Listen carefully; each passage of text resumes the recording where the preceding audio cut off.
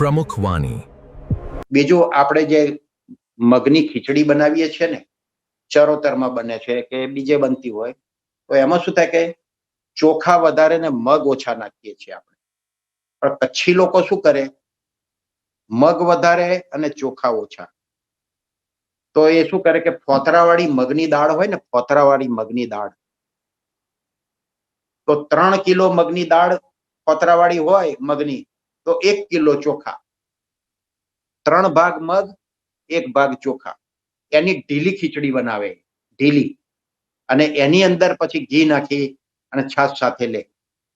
હવે આ તેલ જે છે ને, તેલ આપણે ખાઈએ છીએ આર્ટિફિશિયલ તેલ છે. એ તેલ જ નથી, એ નુકસાન કરે છે તેલ. એના કરતા ઘીનો વપરાશ કરવો. ડોક્ટરો ઘીની ના પાડે છે, છતાં પણ ઘીનો વપરાશ કરવો. આયુર્વેદ ઘીનું પ્રતિપાદન કરે છે. ડોક્ટરોને એમાં કઈ ખ્યાલ આવતો નથી. એટલે ઘી લેવામાં કોઈ પણ પ્રકારનો વાંધો નથી, ઘી લેવું. આ બ્લડ પ્રેશર વાળા માટે, મારા માટે આ લોકોએ શું કર્યું છે, ઘણાને બ્લડ પ્રેશર હોતું જ નથી, પણ આ લોકોએ એવી સિન્ડિકેટ કરેલી છે કે ફાર્માસ્યુટિકલ કંપની વાળાએ અને આ ડોક્ટરોએ, કે પહેલા એનું પ્રમાણ 160-100 હતું, ત્યાં સુધી નોર્મલ ગણાય. પછી થાય તો વધારે, તો ધીરે ધીરે ધીરે ધીરે ધીરે ધીરે કરીને આ લોકો 120-80 ઉપર લાવ્યા. એટલે ના હોય એને બ્લડ પ્રેશર બતાવે, એવી પરિસ્થિતિ થઈ ગઈ છે અત્યારે. એટલે લગભગ બધા જો શું થાય, પ્રેશર, બ્લડ પ્રેશર. એ શું થાય કે બ્લડ પ્રેશર, પછી શું છે ડાયાબિટીસ. હવે ડાયાબિટીસ ના હોય તોય ડાયાબિટીસ બતાવે, ઘણી વખત એવું થાય.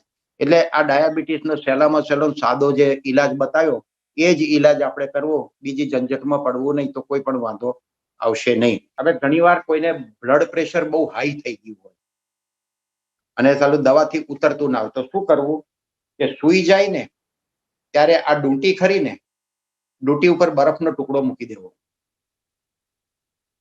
એટલે આમ થોડી વાર સૂઈ રહેશે, ધીરે ધીરે ધીરે ધીરે કરી અને પ્રેશર ડાઉન થતું જશે. પણ લો પ્રેશર વાળા આ પ્રયોગ ન કરે.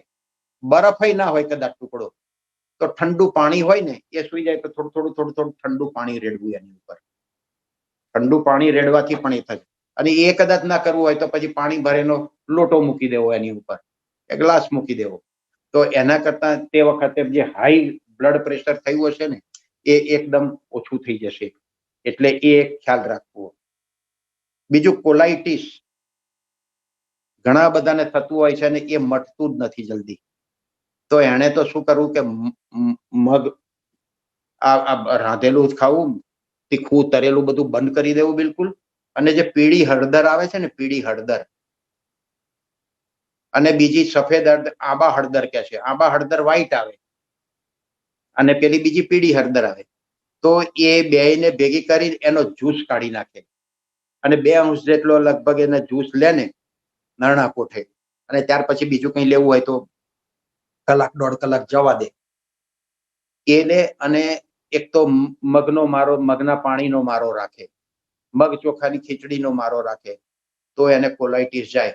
બીજા પછી એને ચટાકા લેવાના બંધ કરી દેવા પડે, તો કોલાઇટિસ જાય નહીં. તો કોલાઇટિસ કોઈ સંજોગોમાં જાય નહીં.